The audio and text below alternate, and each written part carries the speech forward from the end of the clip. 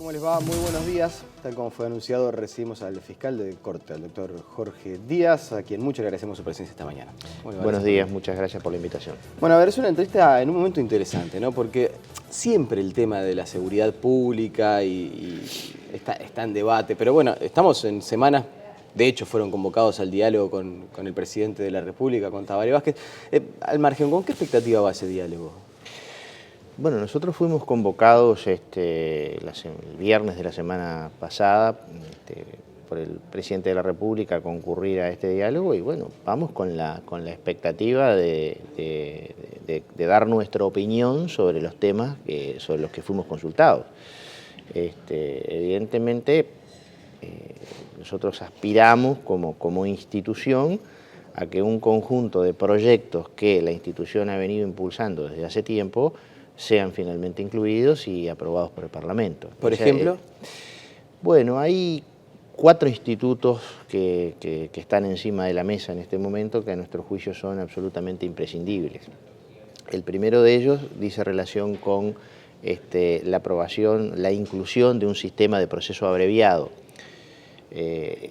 Cuando se aprobó el Código de Proceso Penal al final de la legislatura anterior, quedó claramente establecido, y así lo dijo incluso el senador Pasquet, el entonces senador Pasquet, que fue uno de los miembros informantes, de que había algunos temas que quedaban pendientes en la discusión parlamentaria y que quedaban para la próxima legislatura, para el año bisagra, digamos, que se planteaba antes de la entrada en vigencia del Código. Y esos temas dicen relación con las salidas alternativas al conflicto, es decir, mecanismos de solución del conflicto que no impliquen necesariamente la aplicación de una pena, y ahí están, por ejemplo, los acuerdos reparatorios entre víctima y victimario, que sobre todo aplican a los delitos de naturaleza económica, lo que se conoce como la suspensión del proceso a prueba, que es un instituto similar al que hoy está vigente de la suspensión de la aplicación de la pena, pero en realidad casi lo que se suspende es el proceso, que son salidas alternativas al juicio. El proceso abreviado además existe en todos los países de América Latina donde se han aprobado las reformas.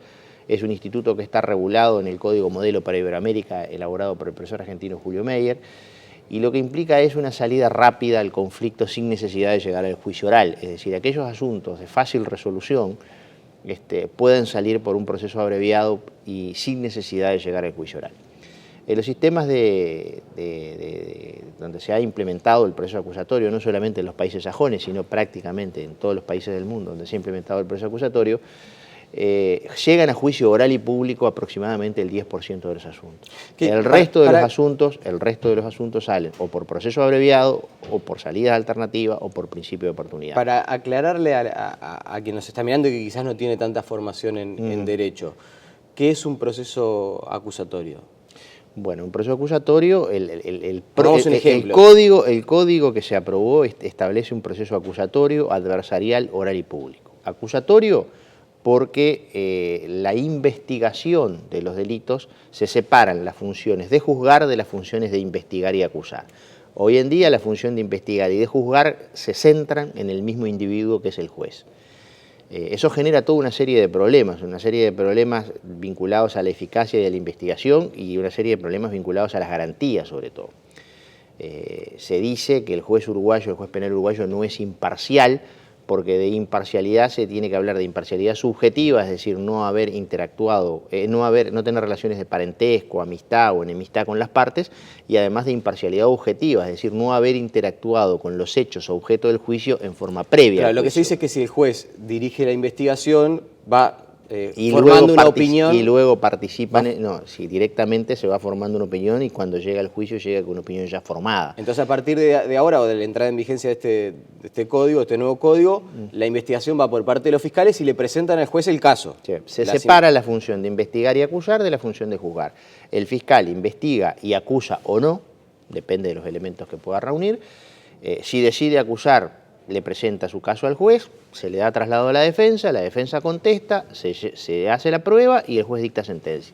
Se le reserva al juez su rol natural, que es el rol de juzgar, y se separan esas funciones, cumpliendo con lo que establecen todos los tratados internacionales en materia de derechos humanos suscritos y ratificados por el Uruguay y que Uruguay hoy está vulnerando abiertamente. Ese es el principal cambio. Además, se va a un proceso adversarial, es decir, un proceso donde el juez es un tercero estructural y funcionalmente imparcial y hay dos adversarios en juicio. El Estado, representado por la Fiscalía, y la persona que está siendo acusada de cometer un delito, que están en igualdad de armas, como se conoce, se dice en la jerga forense. Acusatorio, adversarial, oral, es decir, los juicios se van a hacer por audiencias, y público, es decir, es una de las características de este proceso por audiencias, donde cualquier ciudadano que quiera, salvo determinados procesos que se reservan por, obviamente, todos procesos que tengan que ver con delitos sexuales, donde las víctimas sean menores de edad, en fin, etcétera, etcétera, que esos quedan excluidos de la publicidad. Ahora quiero detenerme esas son las 4 características del proyecto aprobado. Detenerme en ese punto. ¿Estamos preparados como sistema judicial y como sociedad para un juicio público donde yo como víctima tengo que ir a un juzgado, acusar a una persona y que eventualmente detrás mío esté su familia, sus amigos, personas que me puedan estar, yo no sé si decir amenazando, pero sí intimidando, llamémosle así? Porque es un tema que usted sabe que es polémico. Yo creo que esa polémica se da en el Uruguay. En el resto del mundo esa polémica no existe. En el resto del mundo los juicios son orales y públicos, ni que hablar en los países de origen sajón, hace 300 años que los juicios son orales y públicos, y en los países latinos, de Latinoamérica, prácticamente en todos los países de Latinoamérica, México acaba de terminar de implementar su... México, fíjese usted, México, Colombia, Perú, obviamente Chile, Paraguay, todas las provincias argentinas, Venezuela, los países de Centroamérica. O sea, estamos hablando de países que tienen problemas de seguridad muchísimo más graves que los nuestros y sin embargo tienen juicio oral y público. Usted fíjese un caso que es paradigmático, que es el caso colombiano. Colombia tenía juicios escritos y durante la década de los 90, durante la vigencia de los cárteles, durante el auge de los cárteles, los jueces tenían que presentarse sin nombre y sin rostro, es decir, lo cual cuestiona hasta la propia existencia del Estado democrático, que a usted o a un individuo cualquiera lo esté juzgando un juez que usted no sabe quién es. A ese punto se llegó en Colombia, a que los jueces no tenían nombre ni rostro. Sin embargo, hoy en día, toda la lucha contra los cárteles y toda la lucha por la seguridad pública se dio en Colombia en un proceso acusatorio, con jueces que tienen voz y nombre, y donde la Fiscalía ha cumplido un rol fundamental. Es decir, yo creo que lo que nosotros tenemos que tener en cuenta acá es qué es lo más eficiente, qué es lo más transparente, qué es lo más garantista. Una sociedad que no puede juzgar públicamente a sus delincuentes es una sociedad que tiene un serio problema de democracia. Todos los tratados internacionales en materia de derechos humanos, derechos fundamentales, como usted lo quiera llamar, exigen que la transparencia en el juzgamiento, las reglas claras, preestablecidas, y la transparencia en materia de juzgamiento de las personas, de una persona que está siendo acusada de cometer un delito. Que podrá ser luego condenada o no, eso es otra historia. Yo no sé cómo será en los países que usted menciona, entre otras cosas, pues bueno, obviamente no tengo la experiencia que tiene usted. Ahora, sí me ha pasado estar en coberturas en la puerta de juzgados, y veo cómo ingresan camionetas con personas que aparentemente delinquieron, para no decir delincuentes, son personas que están detenidas, y hay 2, 3, 4, 5, 10 amigos familiares que les gritan, estamos contigo, no sé qué, e insultos a la policía en la puerta del juzgado.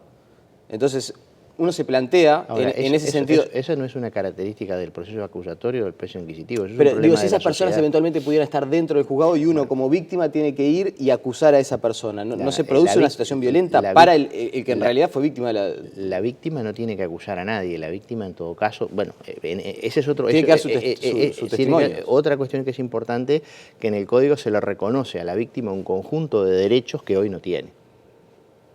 Se le reconoce un conjunto de derechos que hoy no tiene. Tiene un estatuto, sin llegar a la figura del querellante, tiene un estatuto que hoy no tiene. La víctima hoy es el gran olvidado del proceso penal.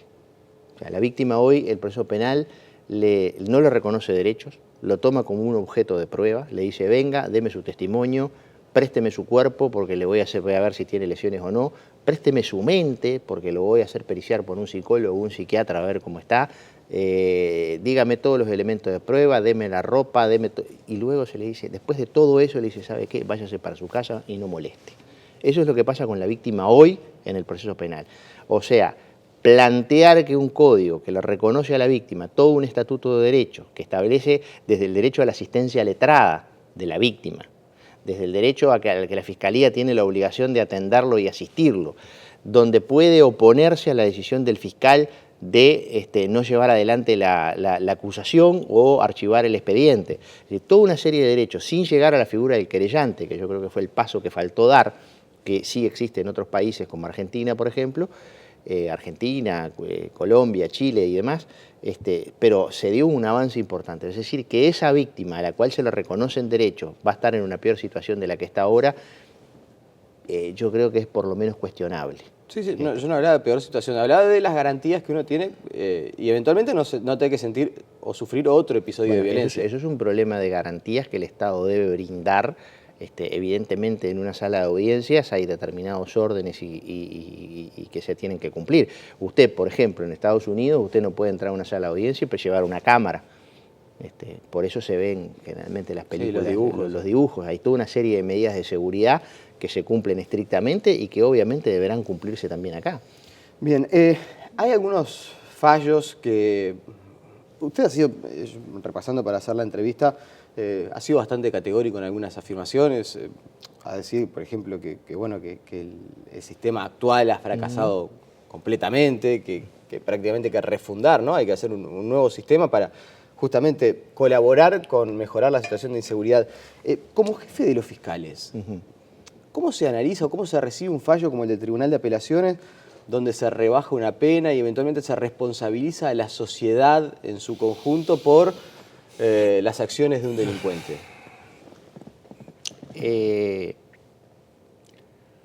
Es un fallo que lamentablemente no, pero no admite casación.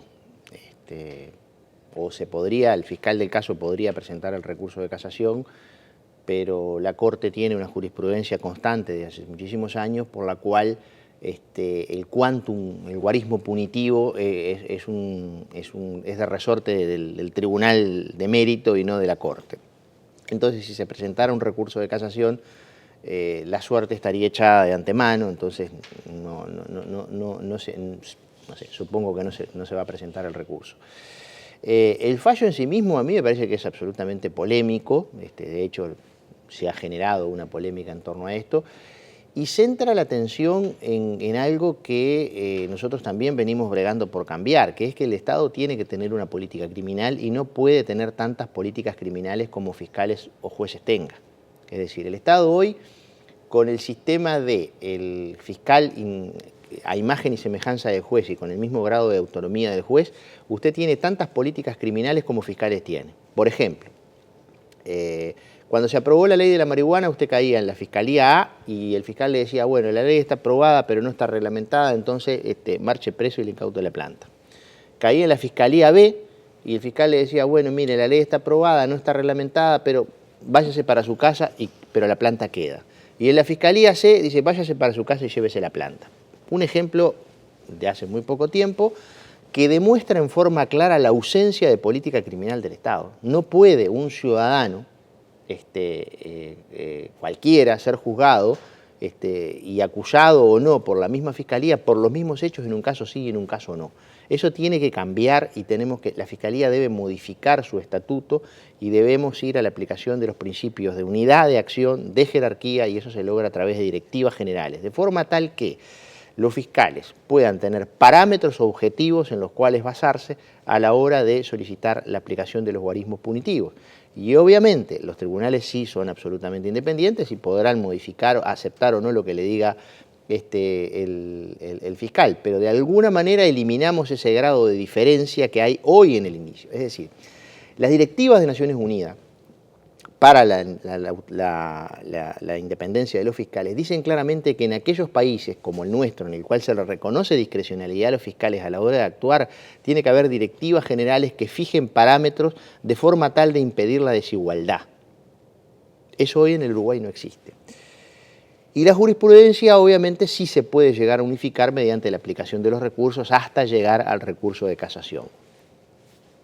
usted puede tener tribunales de similar jerarquía que fallen distinto, pero se supone que en la medida en que uno va utilizando los recursos se van achicando hasta que llega a la Corte, que es un organismo único, y la función del recurso de casación es de alguna manera unificar la jurisprudencia.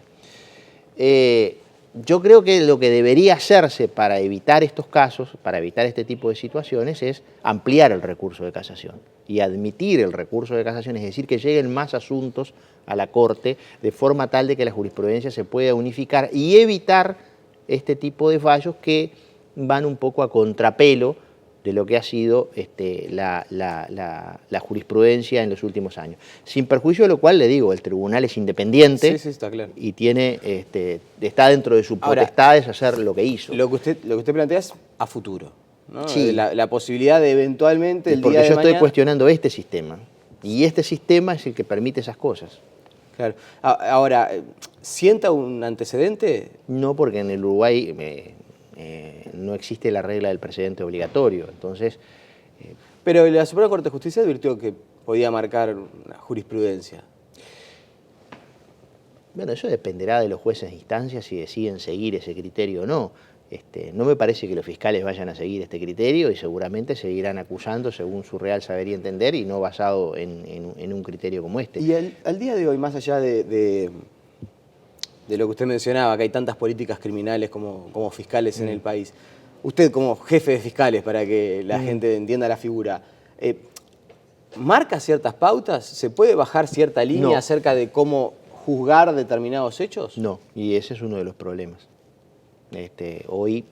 Bueno, de hecho surgió cierta polémica cuando usted cuestionó a algún accionario y tuvo que tener una reunión con la Asociación de Fiscales. Sí, en realidad el tema de la discusión ahí se planteaba no tanto por el cuestionamiento o por la decisión tomada, sino por haber reservado las actuaciones, que de alguna forma fue visto como que era una especie de vigilancia sobre lo que iba a hacer la fiscal. Eso fue modificado, ese asunto ya está aclarado. Pero yo lo que digo es otra cosa. Yo no soy partidario de los sistemas donde el fiscal general o el fiscal nacional o el procurador general le da instrucciones a los fiscales para el caso concreto. No, pautas generales. Yo soy partidario de los criterios generales de actuación de forma tal de que los ciudadanos sepan claramente de antemano que se van a enfrentar a una fiscalía que va a tener determinados criterios de actuación y que no va a pasar eso que yo le decía a usted que pasó cuando se aplicó la ley de marihuana. Entonces tiene una interpretación clara de qué es lo que va a hacer la fiscalía.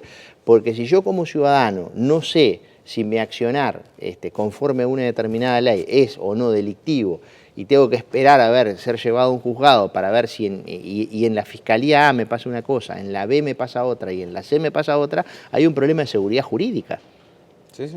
Que debe ser cambiado en forma inmediata. Y hay un problema más de eficacia y de eficiencia. Porque en última instancia el gran problema de la seguridad hoy, es que para que exista una política pública de seguridad es necesario que las 4 acciones básicas que componen una política pública de seguridad, que son la prevención, la conjuración o la represión, la investigación y la persecución criminal, estas 4 acciones básicas tienen que estar estructuradas, armadas y pensadas estratégicamente desde una sola visión y con una orientación. Si usted tiene criterios de investigación y de persecución penal distintos, lo que a usted se le genera es que es como un lío de gatos donde usted suelta una bolsa de gatos y sale todo el mundo corriendo para un lugar distinto. El Estado es uno solo.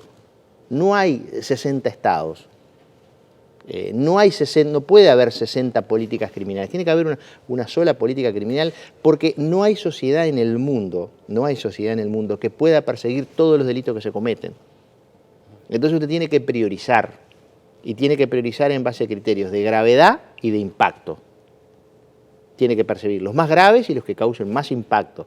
¿Y eso qué quiere decir? Que, por ejemplo, si el día de mañana a uno le cometen uno es víctima de un delito de no grave y de no alto impacto, no le van a perseguir el delincuente. Significa que si a usted le roban el vehículo, como pasó hace 2 semanas en Montevideo, que se robaron 10 vehículos del mismo modelo, la misma marca, en 2 días en la ciudad de Montevideo, usted lo que tiene que hacer ahí es, obviamente, que si agarra al ladrón de esos vehículos lo tiene que enjuiciar, pero lo que tiene que hacer es una investigación a ver cuál es el mercado ilícito que hay detrás de esa compra de vehículos. ¿Y sabe lo que pasó con eso? No pasó nada. No se hizo, como no se agarró al ladrón, no se hizo una investigación de largo plazo para llegar al mercado ilícito que hay detrás de esos robos, porque si de perogrullo que si se roban 10 vehículos de la misma marca y del mismo modelo, es porque evidentemente hay un mercado ilícito detrás que está demandando y que esos robos son poco menos que a pedido. Ahora, en el Uruguay no hay investigaciones de mediano y largo plazo que investiguen los mercados ilícitos que hay detrás de los delitos contra la propiedad. En el Uruguay lo que se hace es el caso a caso. Agarro un ladrón, lo llevo. Ahora, si alguien roba autos, es porque alguien compra autos robados, autopartes. Si alguien roba celulares, es porque alguien compra celulares robados.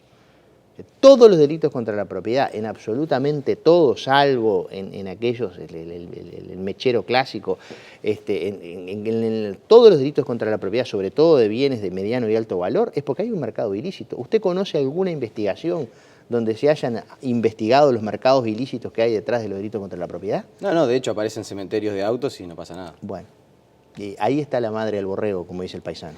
Me queda un minuto y hay un tema que en realidad no quiero dejar de tratar. Porque mientras haya demanda de eso, va a haber oferta. Y para que haya oferta, va a haber delitos contra la propiedad. Si alguien dice que el que sale a robar ese auto, si el día de mañana no le piden auto, robará carteras, celulares. Pero lo que hay que atacar es el mercado ilícito que hay atrás. Porque son además lo que se llevan la parte gorda del león. En los últimos días hemos visto que nuestro país está un poco en boga por algunos casos de lavados de activos. Bueno, se está investigando eventualmente los vínculos con las Báez, esta estancia. También la situación con estos mexicanos que accionaban en nuestro país. Basándome en su cargo actual y también en su experiencia como juez de crimen organizado, ¿era previsible y eventualmente se toman algunas medidas para reforzar la seguridad de los fiscales que intervienen en estos casos, sobre todo, por ejemplo, en el de los narcotraficantes mexicanos? Sí, se toman, hay una evaluación permanente del riesgo y en base a esa evaluación del riesgo se van tomando medidas de seguridad. Ocurrió en el pasado, desde hace, por lo menos desde el 2009 a la fecha. Y ¿no es un síntoma de que aparezca uno de los cárteles más importantes de México, de los que se dice que de los más ricos del mundo, que estuvieran lavando dinero acá en nuestro país? ¿Es algo casual? No, yo no creo en las casualidades. Evidentemente en la evaluación, los narcotraficantes o los grandes criminales son empresarios. Empresarios de un negocio ilícito, pero empresarios al fin. Entonces hacen una evaluación de riesgo. Evidentemente en la evaluación de riesgo de esta gente les pareció que Uruguay era un buen lugar para enterrarse. Una tumba, ¿no? Tumba o Big Tumba. Sí, la tumba chica y la tumba grande. Una tumba es un lugar donde uno va a enterrarse, un lugar donde uno va a desaparecer del medio donde evidentemente tiene el origen de sus ganancias. Y evidentemente esta gente en su evaluación de riesgo evaluó que Uruguay era un buen país para enterrarse y que Uruguay era un buen país para lavar plata. Por suerte, o gracias a que los mecanismos de control y de represión funcionaron, hicieron una evaluación de riesgo incorrecta y de hecho hoy están presos. Pero preocupa el hecho de que existan algunos grupos de crimen organizado que hagan ese tipo de evaluaciones. Obviamente, este tipo de episodios, como el episodio de la investigación por corrupción en la FIFA, como algunas otras investigaciones que hay en curso, lo que logran posicionar a Uruguay a nivel internacional de una manera distinta. Es decir, Uruguay fue capaz de detectar, investigar y reprimir un delito de lavado de este tipo. Punto. Eso es el mensaje que sale hacia afuera. Uruguay además va a cooperar con los países, todos los países del mundo que soliciten cooperación en base a información de esta organización criminal y probablemente recibamos en algún momento alguna solicitud de extradición respecto de este individuo, según lo que por lo menos se ha anunciado, y también vamos a cooperar, es decir, coloca a Uruguay como un país donde el lavado de activos, no hay sociedad, o sea, no es una sociedad donde no se lava. Nosotros nunca dijimos que en Uruguay no se lavaba. Decimos que en Uruguay han mejorado muchísimo los mecanismos de prevención y de represión al lavado de activos. Entonces, en Uruguay hay una operación de lavado de alta gama, por decirlo de alguna manera, porque como usted dijo, es uno de los cárteles más importantes de México, es uno de los cárteles más ricos del mundo, y evidentemente que una de sus principales figuras haya venido a enterrarse a Uruguay y a lavar dinero, Eso nos preocupa, pero nos da la satisfacción de que lo pudimos detectar, de que lo pudimos investigar y de que lo pudimos reprimir. Eso coloca a Uruguay en el mundo en otra situación. Lo mismo que pasó con el caso FIFA, Uruguay tenía una investigación de antemano, Uruguay solicitó la extradición, Uruguay logra la extradición y Uruguay reprime un delito a nivel internacional. Y Uruguay, junto con Suiza, fueron los únicos 2 países del mundo que 24 horas después de que se procedió a la detención de los principales dirigentes de FIFA en Zúrich, Uruguay ya había tomado todas las medidas cautelares y hubo 2 países en el mundo que hicieron eso, que fueron Uruguay y Suiza. Eso posiciona al país a nivel internacional de una manera sustancialmente distinta a la que teníamos hace unos años atrás. Entonces, hay que seguir trabajando, hay que seguir mejorando la legislación, hay que seguir mejorando la aplicación de la legislación que tenemos hoy en día, más allá de que, bueno, ayer veía algunas quejas de la Asociación de Escribanos, siempre aparecen este tipo de quejas, pero evidentemente Uruguay va en el sentido que hay que ir, porque además es en el sentido que recomiendan todos los organismos internacionales. Fiscal, le agradecemos, jefe de fiscales, en realidad, el fiscal de corte Jorge Díaz, le agradecemos su presencia y seguramente a cuenta además volveremos a conversar porque se nos fue el tiempo, incluso nos pasamos bastante, habida cuenta del interesante de la charla. Le agradecemos su presencia. Muchísimas gracias y a la orden. La pausa y seguimos con más noticias.